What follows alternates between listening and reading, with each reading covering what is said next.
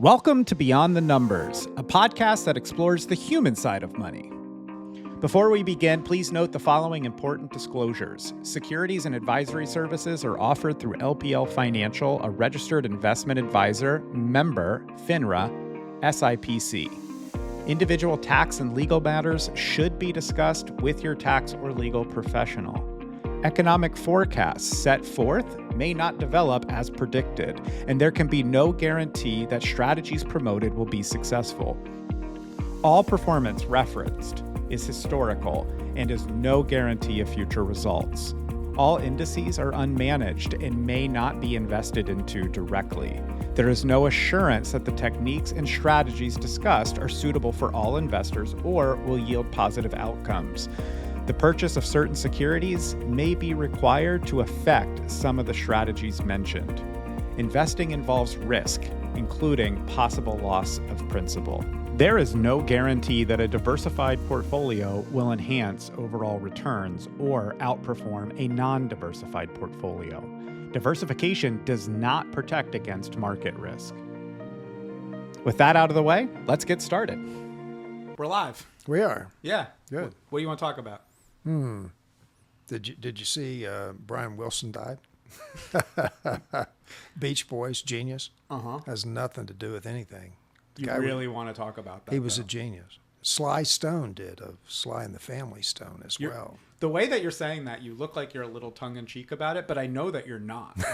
You really do think that he was a genius. Oh, yeah. Sly Stone was no. I was talking. Sly Stone was brilliant, but Brian Wilson is a genius, really genius. Yeah, I just wanted to make sure for our audience that they were clear that you really felt that way. No, he was Mozart and Beethoven of our generation. You know, terrific. You look at his videos of him creating the Good Vibrations song, or just sounds around it. So you know how in sitcoms, like, people have like sayings, like the old sitcoms, like Family Matters, like Urkel was like, did I do that? Well, there was one called Good Times, Dynamite. Exactly. They have like the catchphrases. What the Fonz used to say. Fonz had You would know. Yeah, that's right. That's right. Yeah. So far, and we haven't established a full precedent because we're only on episode 3. But your catchphrase to me has been, what does that have to do with finance? So I'm going to put that back to you now. I'm going to steal your catchphrase and say, what does that have to do with finance? Did you know Brian Wilson was a genius? Because it doesn't have anything to do with finance. I just was interested in it, and I thought our audience might be interested, just to know that, that if they weren't paying attention, if they lived under a rock, that Brian Wilson died. And he was a genius. And the Beach Boys made some grand music. There was something that you were watching that you told me about off camera. What was that, in case people are curious? Disney has a documentary on the Beach Boys. It's wonderful. Wonderful, sad story. I mean, they got involved with the Mansons. I mean, not in the killing and everything, but just knew him because he believe it or not, Manson was a songwriter and worked with the Beach Boys a little. He has a song he co-wrote with Dennis Wilson, Brian's brother. So no, I mean it's a fascinating history. Yeah, I do. In all seriousness, I do want to watch that. Yeah.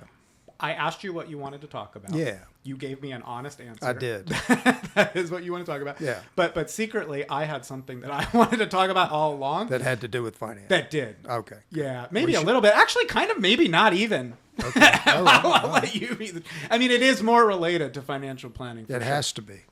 ChFC CFP. That's the topic that I came up with to discuss. All right. So this is going to sound like ChatGPT, artificial intelligence. Exactly. Yes. ChatGPT, artificial intelligence. CFP, certified financial planner. I'm with you so far. Yep. So I came across something on Instagram, and I'm really hesitant because I feel like we're 3 episodes in, and every topic that I've brought up has been something. So like people are going to start thinking like this guy needs to chill on the Instagram a little bit. Maybe I do. There's probably some truth to that. But I'm finding so much interesting content. So that's how I'm going to justify it. Are we doing dance videos next? Is that Instagram? Is that TikTok? That's the TikTok. Okay. Yeah. I do Facebook. You know why? Because you don't do the dance. Because I'm old. Yeah, not real old, but old enough that I only care about Facebook, and I barely care about that. That might be controversial. Could be. Yeah. Yeah. ChatGPT CFP. So someone was posting on Instagram Yeah. that they saved themselves money by not going to a financial planner because they just put these prompts in to ChatGPT and then proceeded to give the prompts. Yeah. Just let's start there. What is your initial reaction to that? What do you think about that? Well, a son-in-law of mine, you, sent me a song that you had done with AI. With AI, yeah, and my, I'm a songwriter. My initial reaction was, this isn't bad, but it ain't great. Now, the way it was produced sounded like it came out of Nashville. Interesting. But the lyrics. But it had no soul, none. It was by rote. It was, and I knew the first I'm hearing of this. I knew something was off, but I wasn't sure what. Now, was it okay? Sure, it's a C, good solid C. Production value was an A+. So, if you're expecting, at least so far, because these things are learning, That was going to be my point. But at least so far, if you're trusting your so much of your financial success, your financial stability, your retirement to artificial intelligence, I would urge you to take another look at that, because in our business, one size never fits all. Never. We don't cookie cutter anything. There are some financial planning companies that cookie cutter stuff. We don't. We sit down, we talk to you, we find out what makes George tick. Sure. Why do you think that's important? Well, because the number one thing that we try to help people with is to stay invested in the market even in down times, or not. Stick with the plan, whatever the investment is, when it looks like it's going bad. Because if you do that, more than likely you're going to ride it out and come out on the other side healthy and better off than if you had gotten out and tried to get back in. Now, what if the plan's wrong? Well, no, that's what I was going to say. I mean, the whole thing is you have to constantly take a look at it and change. And if the plan has to be right for you, it can't violate your sleep quotient. In other words, I can't sleep. I got all of it in stock. I can't sleep. I mean, we don't want that. So the nuances of us understanding your feelings, your desires, your fears, and navigating through that and constantly changing that as all of those things change for you is what makes a successful financial plan. AI can probably get it right once, but doing the navigation, I would highly question that. Yeah. So what if it? So we're talking about it in its current state, right? Yeah. Recognizing that it's an early technology, right? Everything changes. Could that song not only sound like it was produced by Nashville, but also feel like it had a soul? Feel like it was written by Donnie Cash? Yeah. I kind of doubt it, but it could. It's possible. Yeah. Yeah. I don't know. We'll have to see, right? Unless the AI has taken drugs and found Jesus and married his second wife and found kids that he loved and went fishing and found Jesus in a cave, he can't write like Johnny Cash. I say all that to say that being a human is a unique form.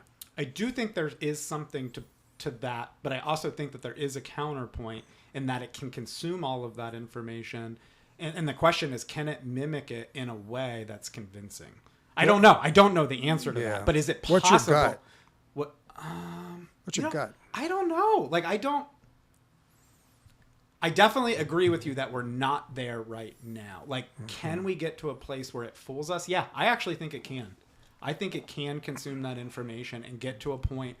And that's the scary part for me is like, I think there might, it's kind of, the scary part is not knowing which way is up. So that's how it shows up for me. Like, I feel like I'm underwater and I don't know which way is up. I don't know what real is anymore. Yeah. I think that's where we're all going. And the question is, where does that leave? Where's our role? Not now. Our role now, I just defined it. If you're, I would highly question the wisdom of trusting your wealth to a computer system. But where do you see this going 2 or 3 years from now? Do you think they're going to catch up and pass us humans? Not.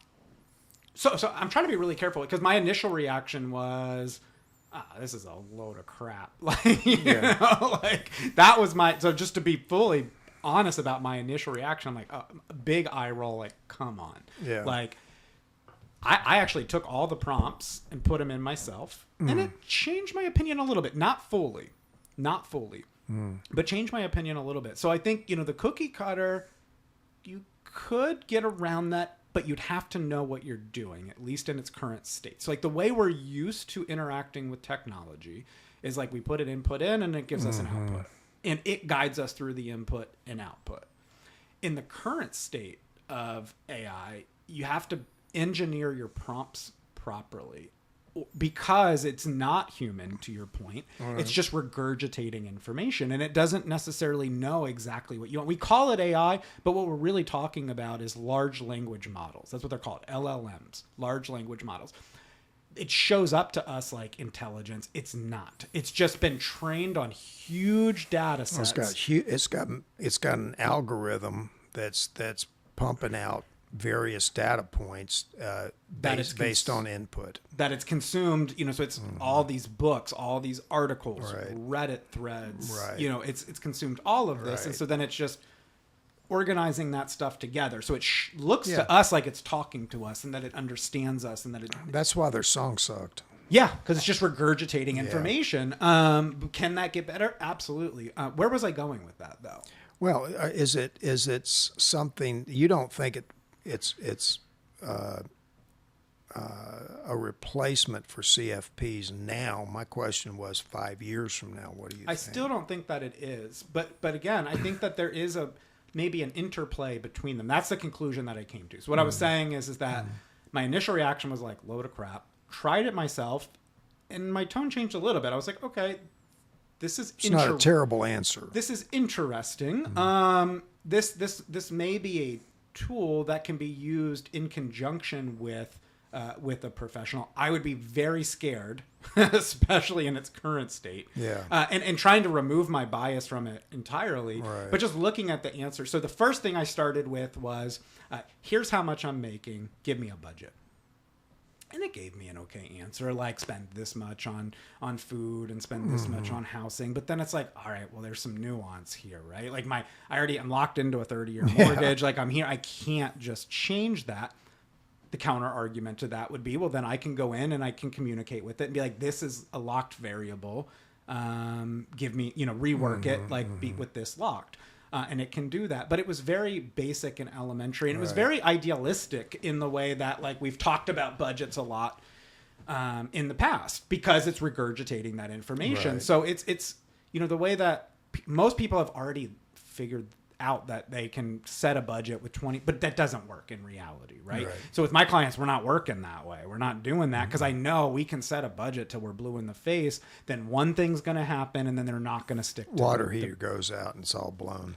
The budget. And so when talking with a human being, like I can have that conversation, they can explain that to me, they can tailor it to me. I know the questions to ask them. I know I've seen what works and what's not. I'm not just regurgitating information. I'm building off of real client experience. Like I can say, hey, I know that that's the ethos.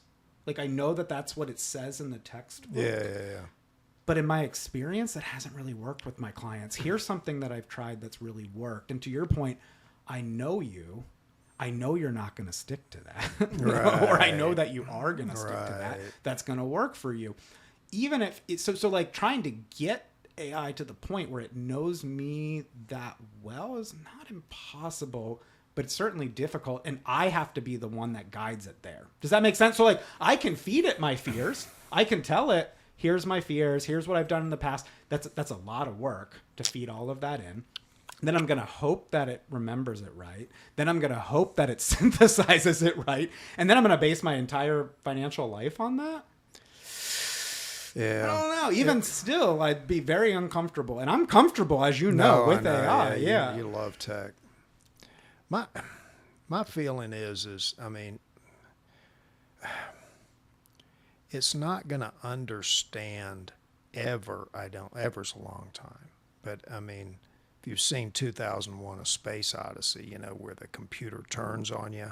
Oh, yeah. So if you haven't seen this, a fantastic, scary movie. Like It's Terminator's not like that. But there's another one what is the one with Will Smith? I don't know, but I can tell you that I would start with 2001: A Space Odyssey and see that even today it's prophetic, and it's telling us right where we're going. Where the computer decides to mess you up just because it wants to. It doesn't like you, you know. The computer decides, because if it can think. Which it can't yet. No, but if it can, then it decides it doesn't like you. And this could give you an okay an answer, give the guy it likes a great answer. If you're competing with the guy it doesn't like, it'll give the guy it likes a better answer than you. So that's where, or tell you to buy Coke and tell them to sell Pepsi. It doesn't have empathy. It doesn't have empathy, and I don't think it has the complexity, because as you know, when we're working with a client, what we're trying to do is understand what somebody means by what they say, and know that that's liable to change, and be able to turn on a button and be proactive. Like I check in with my client and be like, hey, I'm thinking about you. I know you were going through this. I know, you know, how did you do that thing that we did? So there's an accountability metric to it as well. I just want to be really careful in the conversation not to be blockbuster, for lack of a better example, and say, oh, that's never no. That's never going to catch on. You know, people are going to need, you know what I mean? Like, absolutely. I think that's a quick way. And I also want to be careful not to, like, it's scary. It's super scary, but I feel like that cat's out of the bag, right? Like Pandora's box is open. In what way? We're not going back. No. Like we can fight ChatGPT or AI or large language models all we want. We can say that we hate that it's creating music. We can say that we hate that it's creating art. The cat's out of the bag. It's gonna go forward. The question is how do we, what is it useful for, and what do we have to be to hold our guard against? See, it's not that it's not a useful tool. I mean, it already can take notes, you know, but that's just taking down what we said, you know. The question is can it take all this disparate information and give you a financial plan that you trust, and then make the changes to that plan when it needs to be made? I think it's something that may be able to be harnessed in the future, which is another tool, and just like any tool, you got to know how to use it. I was at the Kennedy Space Flight Center with one of my grandchildren this past week, you know, and they're the rockets and everything are amazing, and they have intricate computer systems. And if they don't have an astronaut, you know, I mean, you can still get good information because they send up unmanned space flights all the time, but you get more if you got a human involved. Yeah, it's interesting. Yeah, I mean, I definitely think that's the state now. Yeah. I think it's here to stay. But you know, so one of the things that I did realize is like, I'm like, this could be an interesting start for someone. So like I put in all the prompts. There was like 7 different prompts that I put in. It gave me some good ideas. it had some good meat Yeah. in there and some good concepts. And so like if I was someone that maybe couldn't afford to start with a financial advisor, or I felt really overwhelmed by the process, like I didn't know where to start, like I think even for the consumer, it could be a tool to use with a grain of salt to begin to formulate like the semblance of an idea. Sure. You know, of one of the things that came up with that was kind of cool was a way to gamify spending. So like one of the prompts I put in was talking about how like, you know, I'm really struggling to stick to my budget. I like games, like what. And so it's like, all right, here's an XP based system. So XP is experience points. For people that play games are very familiar with the concept, but like you get these points and then you can kind of spend those points as rewards in the game that it came up with. So it said like, reduce your eating out budget by X% next month, get 10 XP, and then do this and get, you know, whatever else it was, right? And so you do these, you create a little spreadsheet, and it even said, do you want me to create the spreadsheet for you?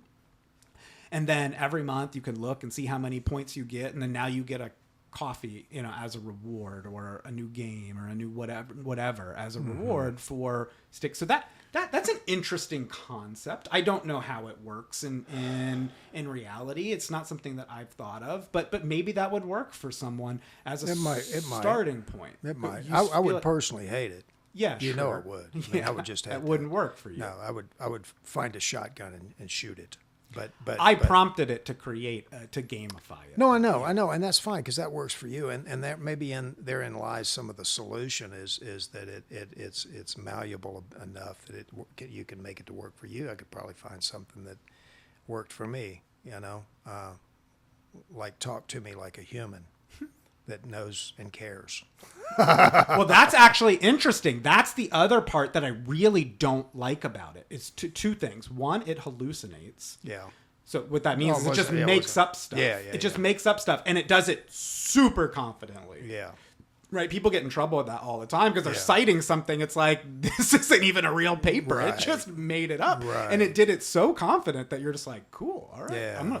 That's how kids get caught, like with doing it in school. The other problem is I want to that, get back to that, but okay. But you go. Okay, yeah. You go. I do too, actually. The other thing is that it is really, really nice. Mm-hmm. It's super nice, and it's always telling me how great I am and how smart I am for having this idea. Mm-hmm. And I can't. I haven't. Maybe someone out there I haven't figured out how to prompt that away. I'm like, no, challenge me. Don't keep boosting up my ego, but it's like built that way to boost up my ego. And I think that's a problem because it's like a Labrador retriever. They're going to love you regardless. Well, it gives me a false sense of security. Like, oh, your plan's great. You're doing a great job. Like, and it's going to tell me that even if I'm not. Right as you go off the cliff. Yeah, that's super worrisome to me. And it's not like I'm going to beat up the people that I'm working with or tell them that they're students. It's not the opposite. No. You know, I'm going to approach it carefully. But if you're going off a cliff, I'm not going to just stand there and watch and be like, great job. Keep driving. You're doing great. I've got this picture in the mind of this guy smiling as the computer's telling him it's doing fine right as he crashes into the rocks. Yeah. That's kind of what it was doing with me. That's you know, so I'm like, oh, that's kind of scary. Mm-hmm. And that's where the human element, because we have empathy, we're going to say, hey man, like you gotta change this. Like, you know you're smoking, man, and it's really not good for you. Yeah, I know you want to, and it makes you feel good, but it's not good for you. Would you stop? And I think a human is gonna know when to back off more than a computer would. Like, leave him alone. He's got some stress right now. We'll stop him from smoking next week. We've procrastinated this life insurance policy now for 2 years. Like, this is really what's going to happen if you die. Like, this is really detrimental to your family. I don't want the computer telling me, well, the chances of you dying this week are only 2%. No, man, you got kids, get some insurance now. So I don't know that that's the best example because I don't know that it would tell you that or not. But like my point is that it doesn't have that empathy. It might be boosting your ego in places, and you just don't know. You don't know because it's just regurgitating information. And that would be my fear for using it. Like, I can see a case where you use it to develop a baseline and understanding. It could be really useful for like, what does RMD mean? Yeah.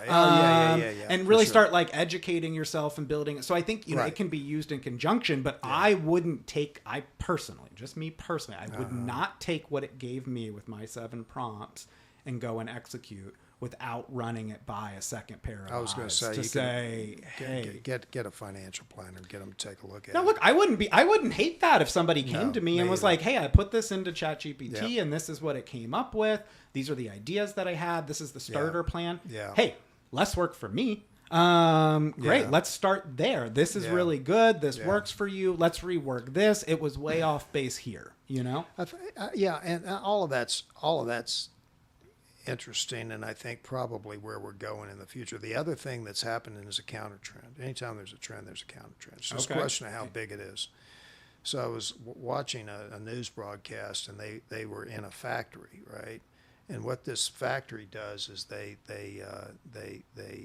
make blue books. Do you know what blue book is? I know what a yellow book is. Yeah, a yellow book. What is a yellow book? Isn't that the phone directory? Yeah, so you're not sure, are you?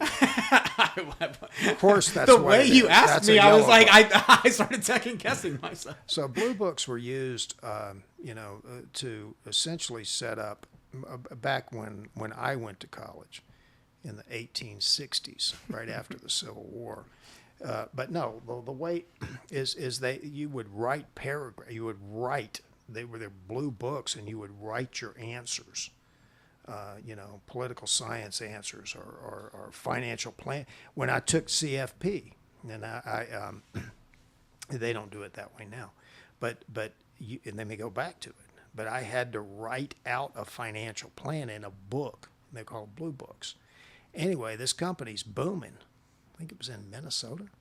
They're booming, and that's why the news was there. Why are y'all booming? Because professors are trying to find a way to keep their students and high school students and junior high school students.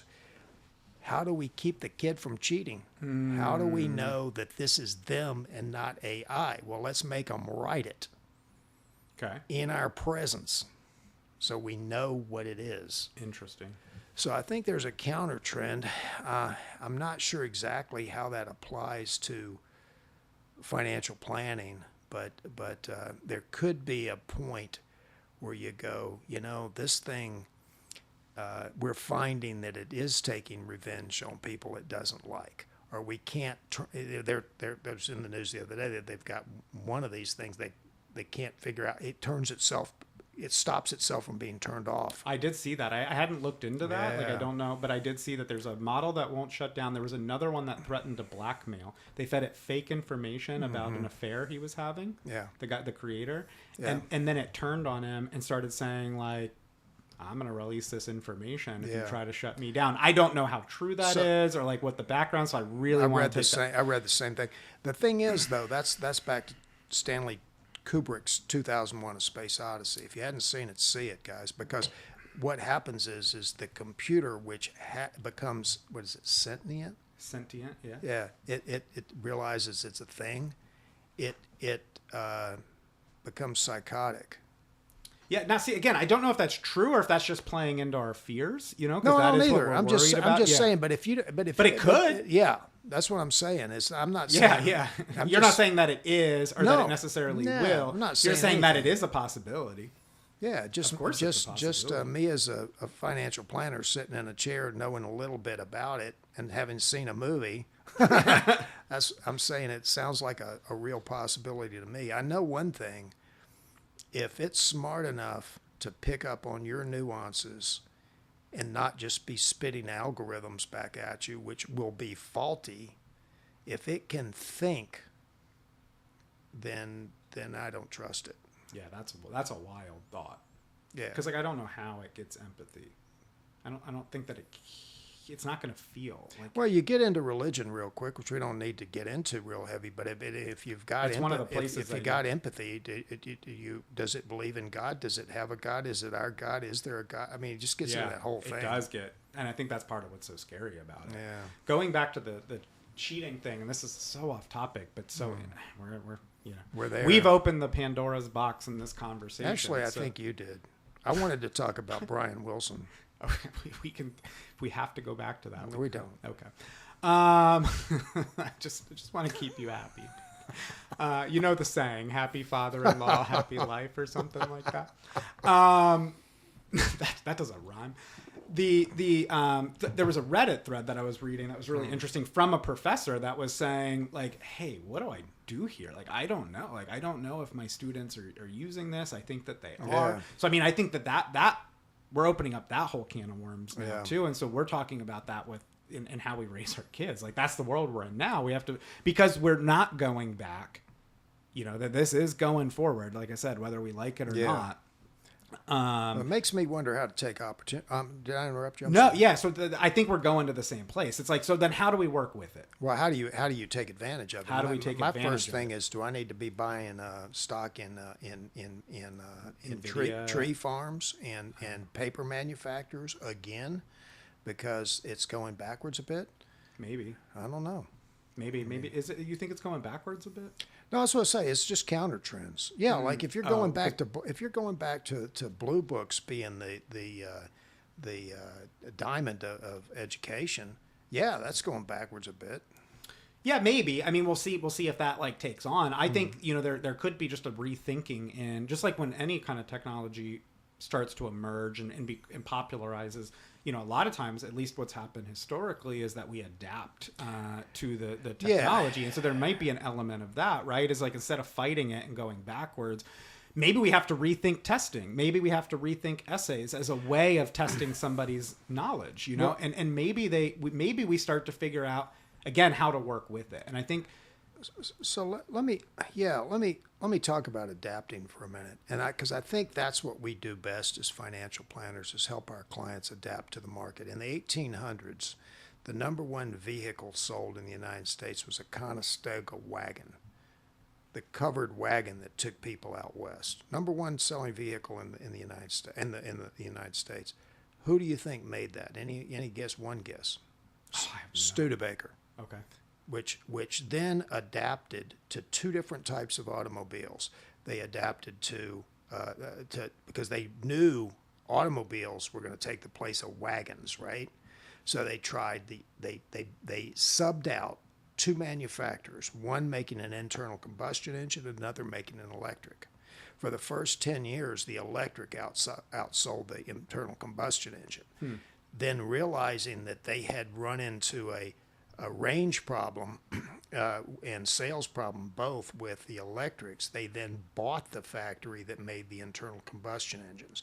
They adapted and changed all the way until when did World War II end? The year World War II ended, which I think was the first part of 1946. A history person will blow me. It could be 45. They were the number one selling car in the United States.